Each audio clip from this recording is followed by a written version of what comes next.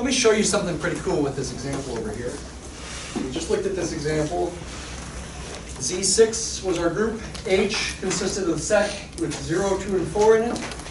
The operation was still addition mod 6, and I said this is a subgroup of that. I didn't fully prove it, but I helped you believe it by considering a few examples with respect to this one-step subgroup test. Let me do something else that helps you believe it. Let me remake the Cayley table for Z6, but I'm going to put the elements in a different order than usual. I'm going to put 0, 2, and 4, and then 1, 3, and 5 on the top, and also along the side, 0, 2, 4, 1, 3, 5. Is that allowed? Can I do that? Sure, there's no problem. These are still the elements of the group, and still addition mod 6. We aren't worrying about ordering things in the quote-unquote correct way here. Though I do want to make sure that the order along the top is the same as the order on the left. Let me quickly fill in this Cayley table as fast as I can. Somebody want to time me? Ready? 1, 2, 3, go. Fill in the easy parts first, right?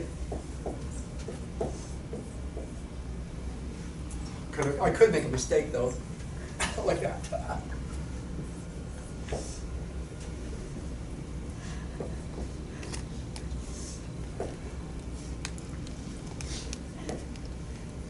Addition mod 6, addition mod 6, okay.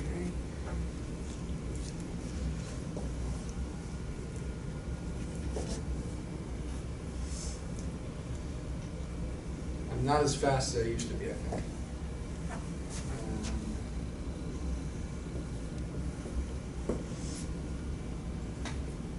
Okay. 45 seconds, under a minute. I did do a Rubik's Cube under a minute once. Right, that's the picture I have on the front of these slides. You might wonder, why do I have a Rubik's Cube on these slides? You can relate the Rubik's Cube and moves of the Rubik's Cube to group theory. In fact, you can develop techniques for solving the Rubik's Cube based on group theory. What we observe here is something interesting, is this form of the Cayley table breaks down into blocks. The upper left and lower right blocks have only 0s, 2s, and 4s. The upper right and lower left have only 1s, 3s, and 5s. And in particular, this block right here emphasizes the fact that the set consisting of 0, 2, and 4 under addition mod 6 is a group unto itself. It is a subgroup of the whole. You don't see any 1s, 3s, or 5s in here. When you combine 0s, 2s, and 4s, you get 0s, 2s, and 4s. Okay? And for any finite group, when you're considering a subgroup, you can reorder the elements of the subgroup so they come first, say. They don't have to come first. They could come last or somewhere in the middle. But if you make them first, then the upper left block will consist of just those subgroup elements.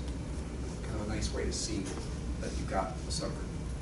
This is also going to be helpful for us later on when we talk about something called factor groups, which I always learned to be quotient groups, but they mean the same thing. Later on, I think it's chapter 8 or chapter 9, we'll get into those things, and this kind of thing is going to be very helpful for that. There are other subgroup tests. I want to skip those for the moment and go on to an example that is the most important theoretical example.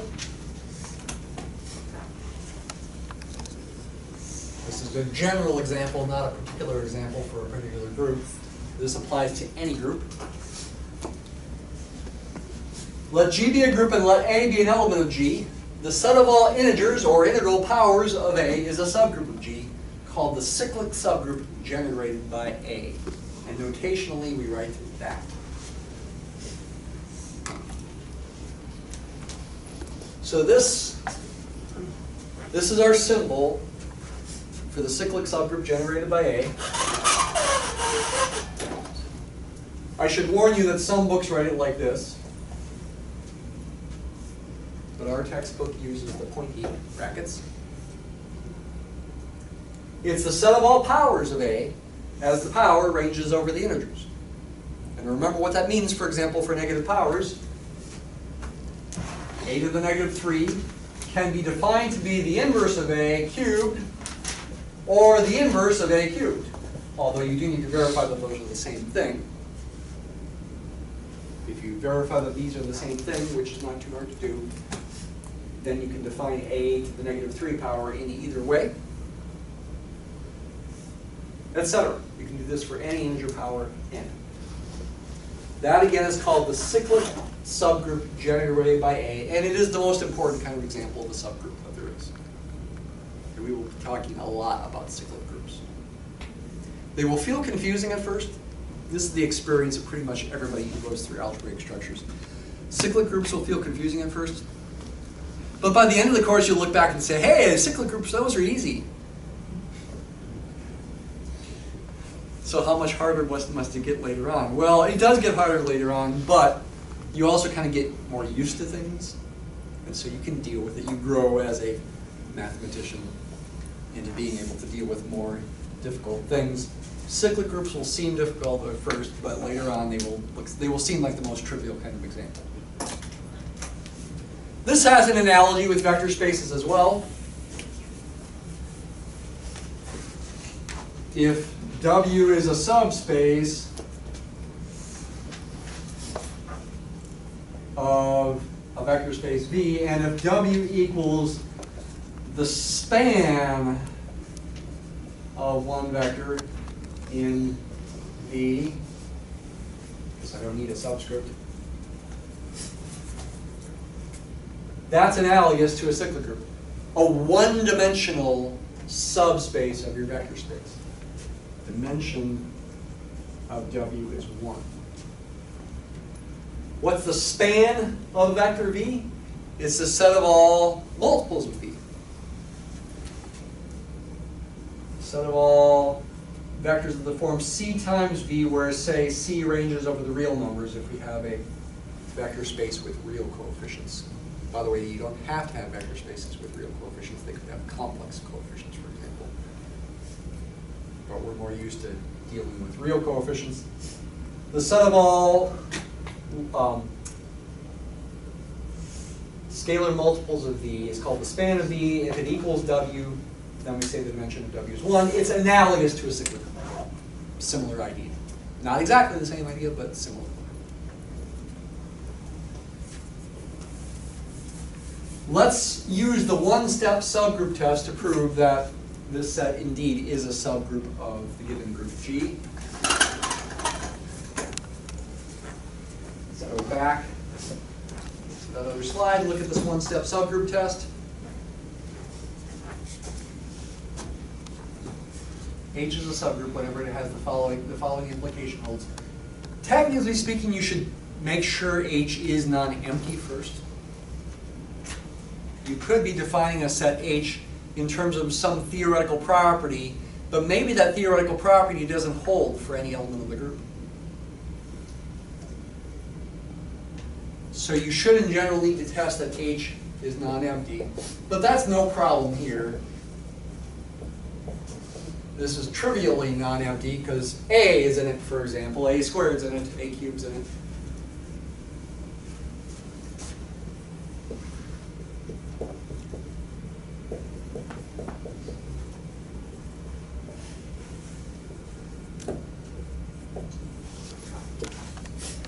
You can go ahead and say clearly H is non-empty. And it is clear here. It's not always clear. So if you're feeling like you might get a point taken off if you say clearly, then don't say clearly.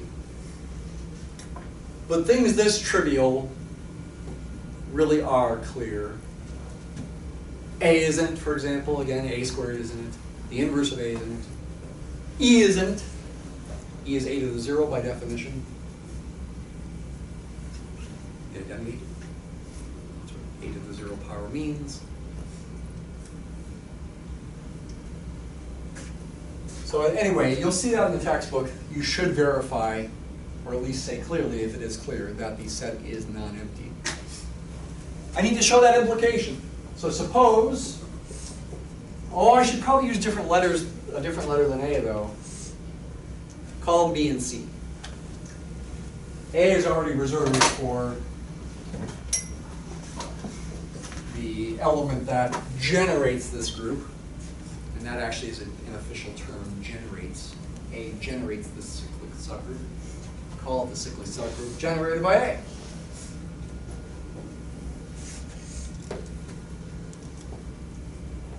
This means what? What does it mean to be in this set? It means you are a power of A.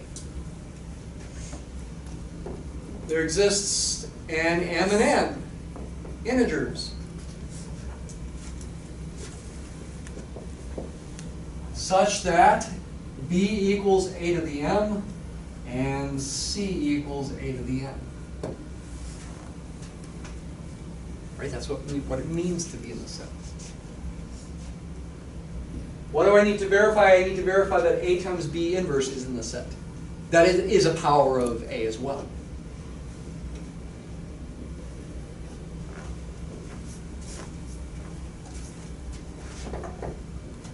I guess I should have said B times C inverse, sorry.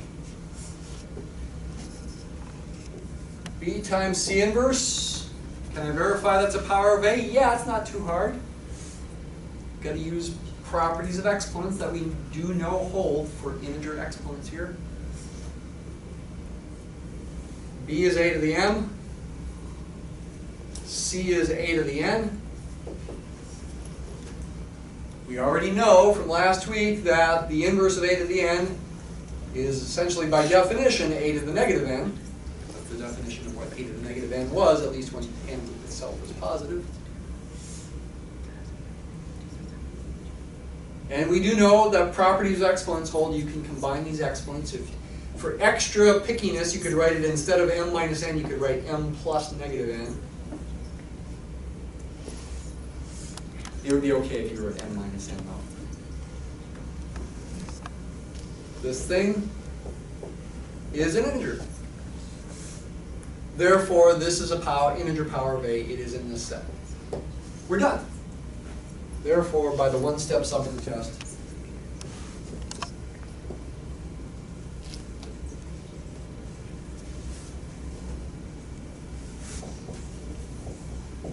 H is in fact a subgroup of G.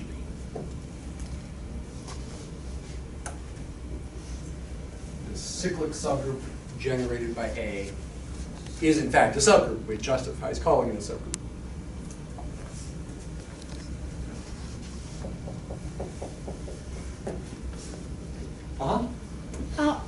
I was just wondering, how does this prove that this is a subgroup of G? Because it has nothing to do with G. It only has to do with H. But these are elements of G here.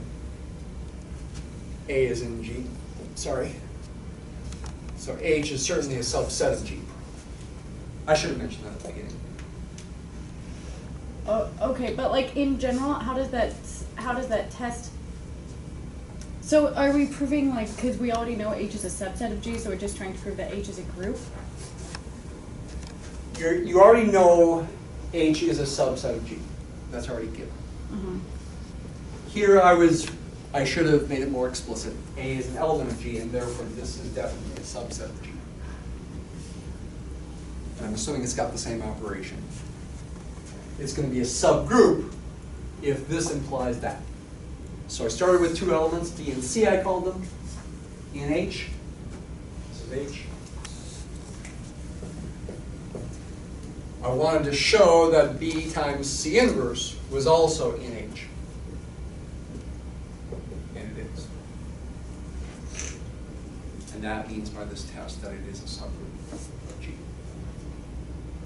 Does that clarify or not? I just don't see how that has to do, like, just in general, how does that test prove that H is a subgroup of G? Does that just... Well, you'd have to prove this test. I haven't proven it. Okay. I'm just using it. Okay. Yeah. I'm saying this is a theorem, really. There's a two-step subgroup test as well. You can prove two implications besides showing H is non-empty at first.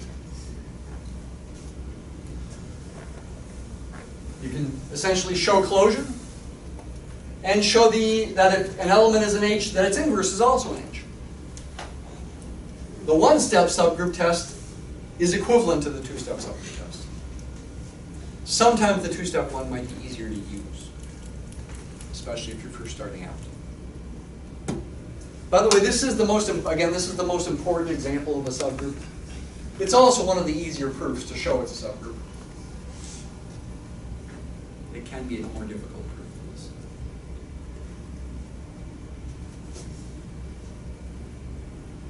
And there's something called the finite subgroup test. If G is a group and H is a non-empty finite subset of G, then H is a subgroup of G if you only have closure. Turns out inverses will be in there automatically. You only need to verify closure, though, if you know H is a finite set.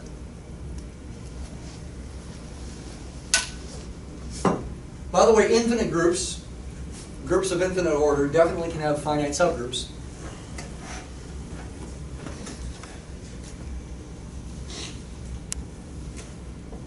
A trivial subgroup, if nothing else, 0 is a subgroup of Z. A more complicated example would be to consider, for example, the set of numbers 1, I, -1, and -I, where I squared is -1. That's the imaginary unit. That's a subgroup under multiplication, not addition, under multiplication of C star. The complex numbers take away 0 under multiplication.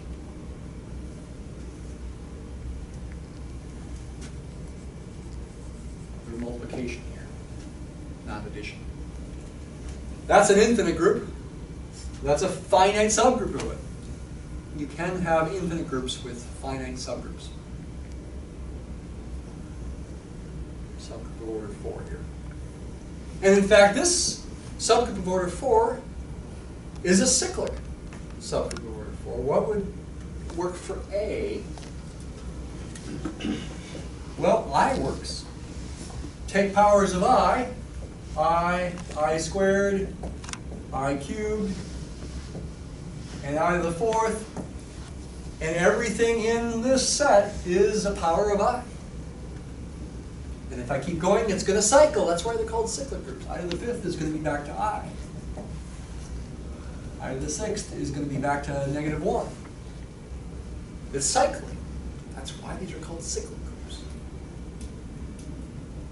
It's especially apt terminology when it's a finite cyclic group. There are infinite cyclic groups, though, for example, the integers under addition.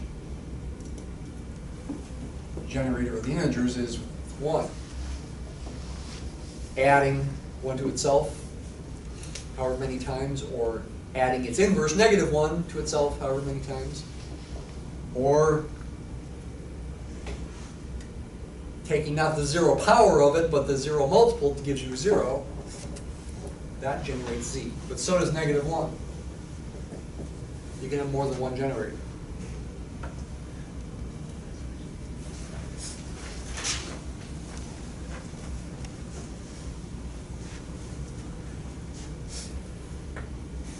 Here's another important example of a subgroup.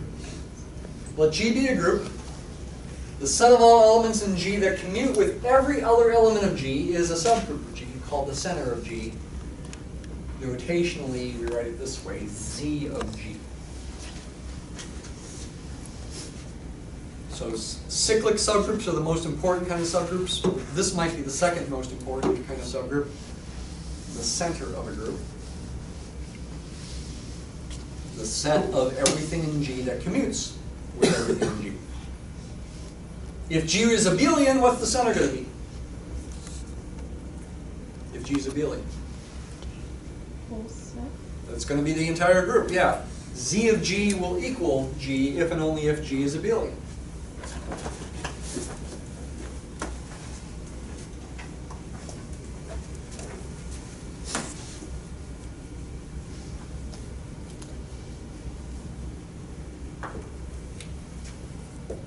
Z v of g, the center of g equals g if and only if g is abelian.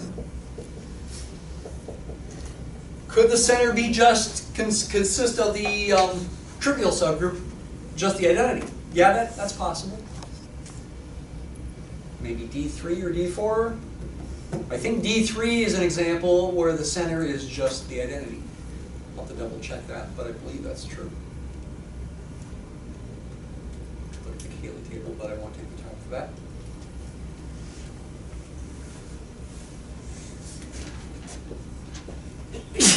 I like making my z's with little lines through them, by the way, if you've never noticed.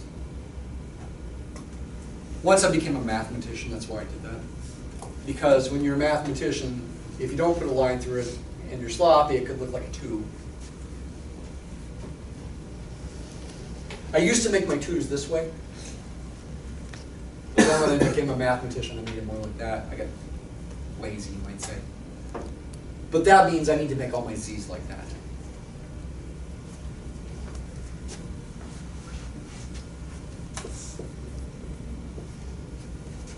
Z of D3 just consists of R0, just the identity. Z of D4, though, consists of one other element. I'll leave it to you to figure out what that other element might be.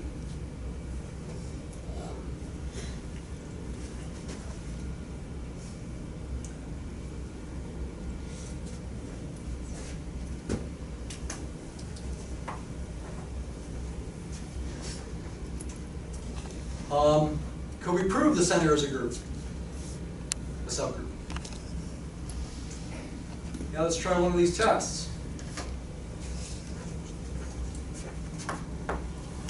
The book does it with the two-step one, and I think that is a little easier for this example. So let's go ahead and talk about how to prove the center of a group is a subgroup of the group.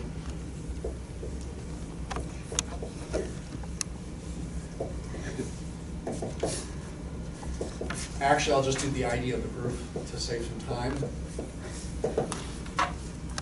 You should verify it's non-empty.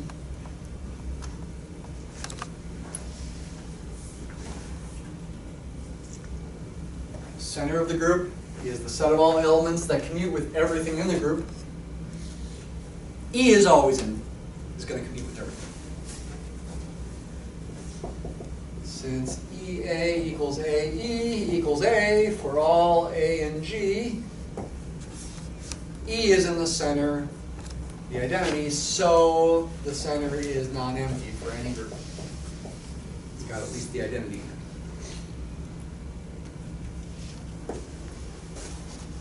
Doing the two-step subgroup test means we need to verify just closure first.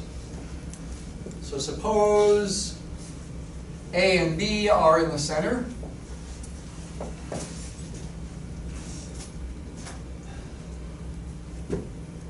Is A times B in the center?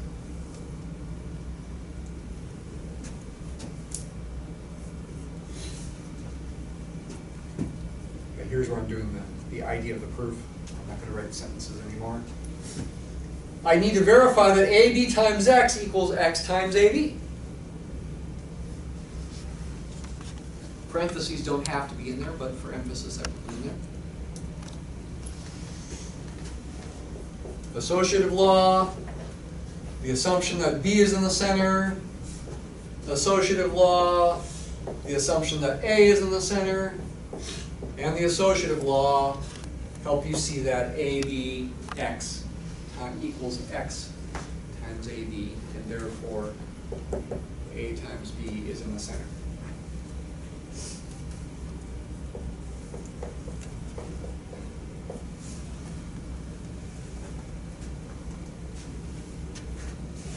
Using the associative law and using the assumption that A and B are in the center. What about inverses?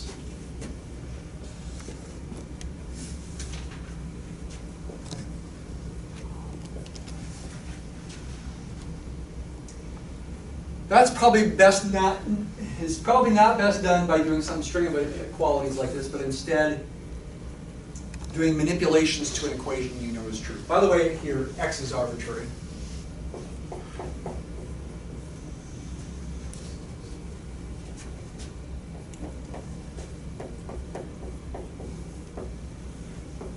So instead of just, again, doing a string of equations like this, I'm going to start with the equation I know is true and manipulate it to an equation that will show A inverses in the center.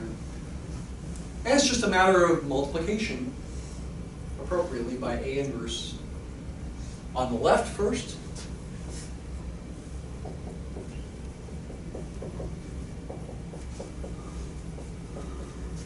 And then the associative law.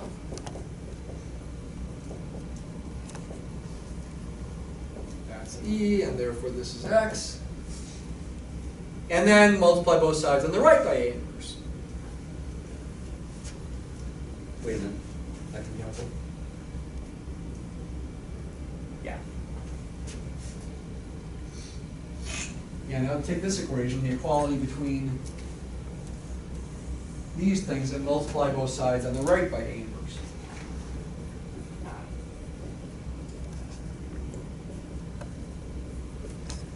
Using the associative law for extra emphasis.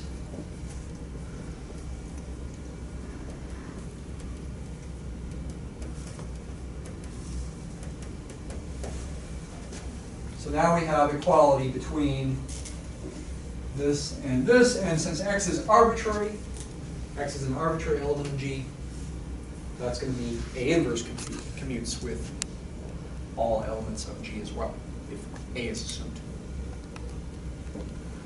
Verifying that the center is a subgroup of G with the two-step subgroup test. You could say, therefore, by this two-step subgroup test, the center Z of G is a subgroup of G. You might scratch your head and wonder, why is the center important? It can tell us things about G, how big it is relative to G. For one thing, it tells you whether it's abelian or not. For another thing, it kind of tells you intuitively how non-Abelian it might be if it's not abelian. Is it close to being abelian or far away? If Z of G is just the identity, then G is, in some sense, very far away from being abelian.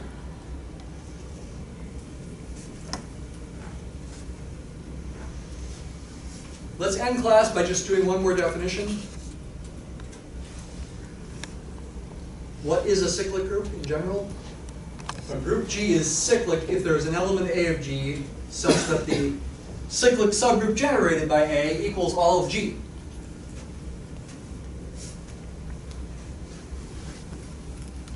It's not just a subgroup of G, not a proper subgroup, but it equals all of G. Then we call G itself a cyclic group.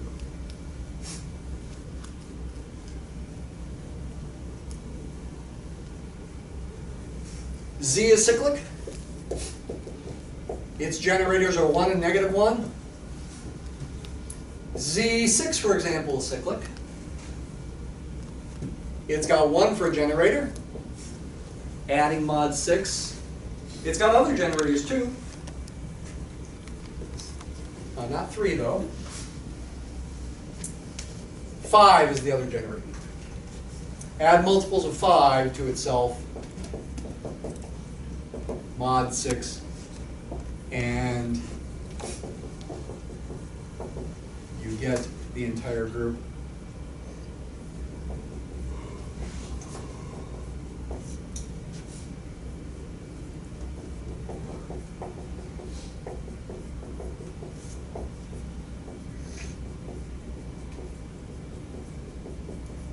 Five is also a generator of Z6. No other generators though. Z6 is cyclic. In fact, Zn is always cyclic for any positive integer n. 1 is always a generator, and n minus 1 is also always a generator. There could be other generators, though. In fact, if n is prime, there are every other non-zero element is a generator. It is prime.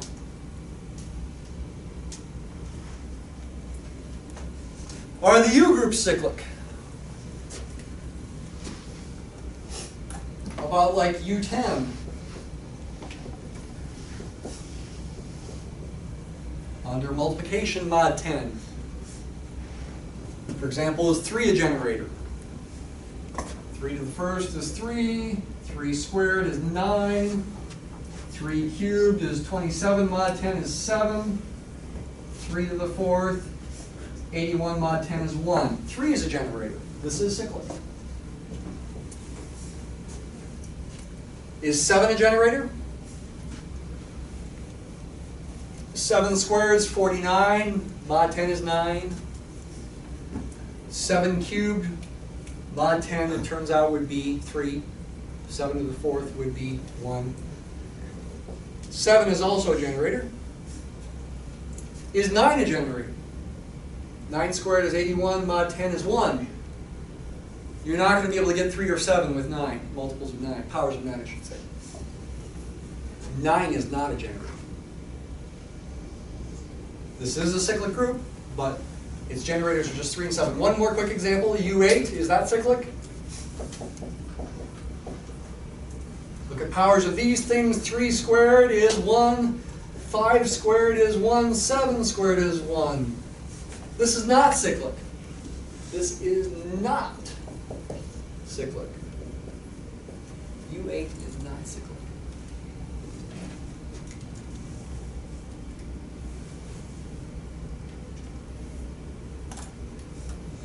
And in fact, cyclic groups have to be abelian groups. So D3 and D4 are not cyclic as well. Cyclic groups are automatically abelian. That's a lot to take in. Keep working. I'll get the assignment up here pretty quickly after class.